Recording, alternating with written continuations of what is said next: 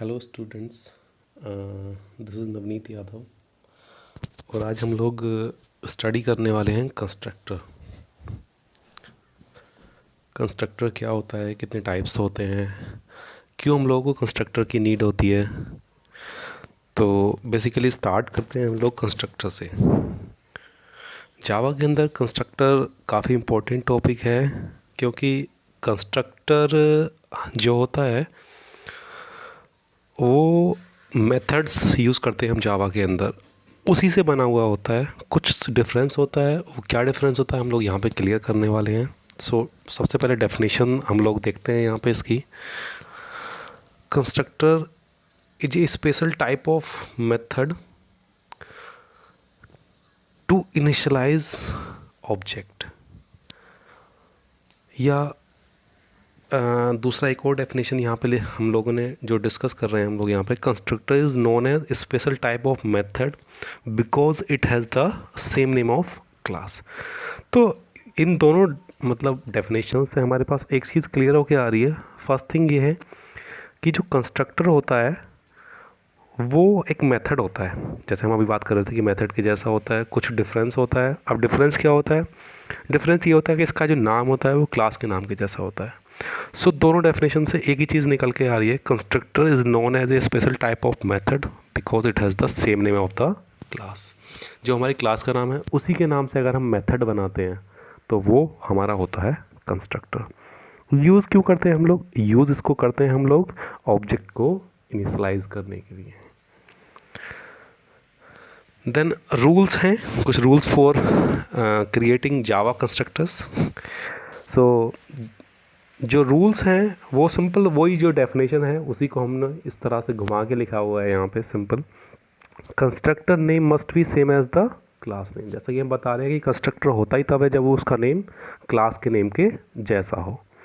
Constructor must have no explicit return type. इसका कोई explicit return type नहीं होता है। अब टाइप्स ऑफ कंस्ट्रक्टर, वैसे तो कंस्ट्रक्टर हमारे पास बेसिकली 3 टाइप के होते हैं, लेकिन हम लोग यहाँ पे अभी फ़िलहाल 2 को डिस्कस करने वाले हैं। पहले थर्ड को भी डिस्कस करेंगे, वो थोड़ा रुक के करेंगे। टाइप्स ऑफ कंस्ट्रक्टर में हम लोगों ने यहाँ पे बताया 2 तरह के होते हैं हमारे पास। फर्स्ट है डिफ़ॉल्ट कंस्ट्रक्टर, सेकेंड है पैरामीटराइज कंस्ट्रक्टर। अब हम लोग डिफ़ॉल्ट कंस्ट्रक्टर के लिए बात करते हैं। Default, a constructor that have no parameters is known as default constructor.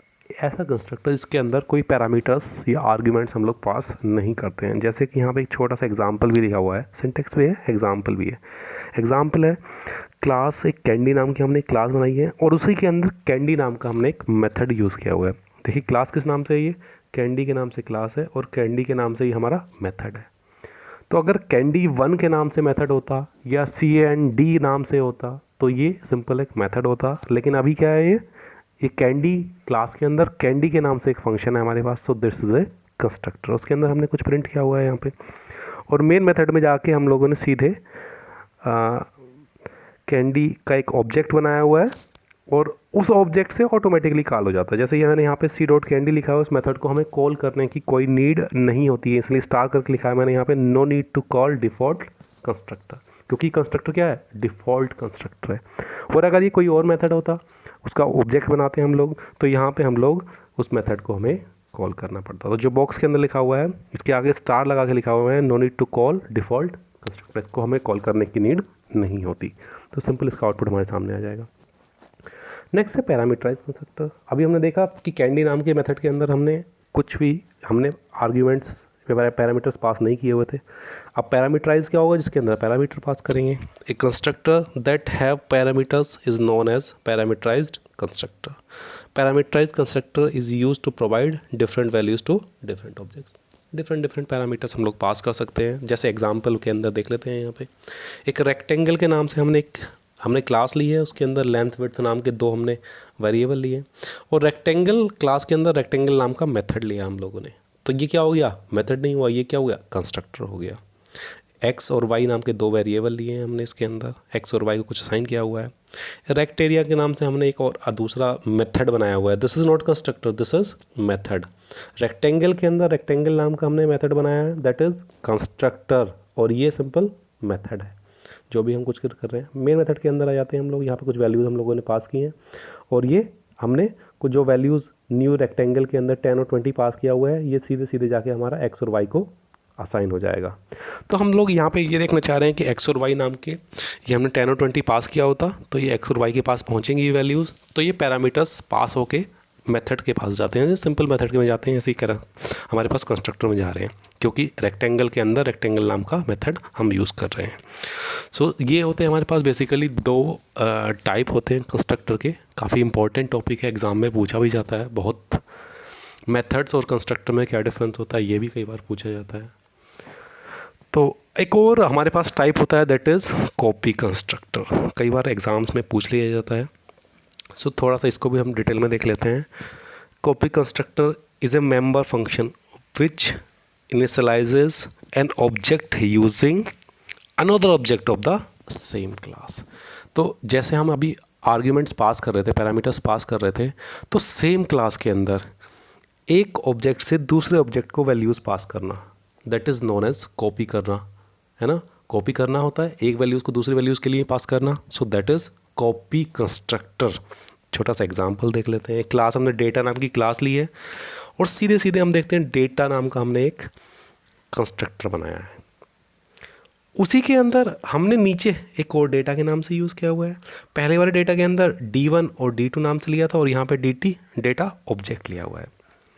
अब देखने वाली बात है, ये भी कंस्ट्रक्टर है और ये भी कंस्ट्रक्टर है।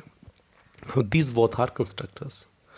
अब हम नीचे देखते हैं वॉइड शो नाम का कुछ सिंपल मेथड हमने लिखा हुआ है। अब जो मेन क्लास है हमारा वहाँ पे देखते हैं हम लोग। मेन के अंदर हमने क्या किया हुआ होगा, नीचे यहाँ ध्यान देखते हैं हम लोग जहाँ मेंबर्स को वैल्यूज़ इनिशियलाइज कर रहे हैं। Data D1 equals to new data 20 and 40 हम लोग असाइन कर रहे हैं। तो ये 20 40 सीधे सीधे यहाँ पे D1 D2 के पास वैल्यूज़ चली जाएंगी, कोई प्रॉब्लम नहीं है उसमें।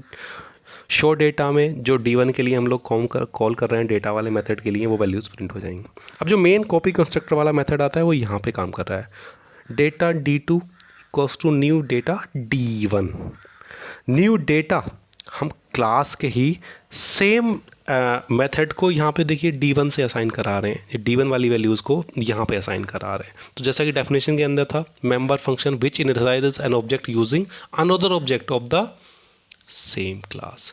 तो सेम क्लास के एक ऑब्जेक्ट के डेटा को दूसरे ऑब्जेक्ट के डेटा में पास करना, that is copy constructor. So this is copy constructor. बहुत ज़्यादा टफ नहीं है और मैं समझता हूँ कि मतलब कंस्ट्रक्टर एग्ज़ाम्स में ज़्यादातर पूछा जाता है, वाइवा में पूछा जाता है। सो होप करता हूँ कि आपको ये टॉपिक थोड़ा समझ में आया होगा।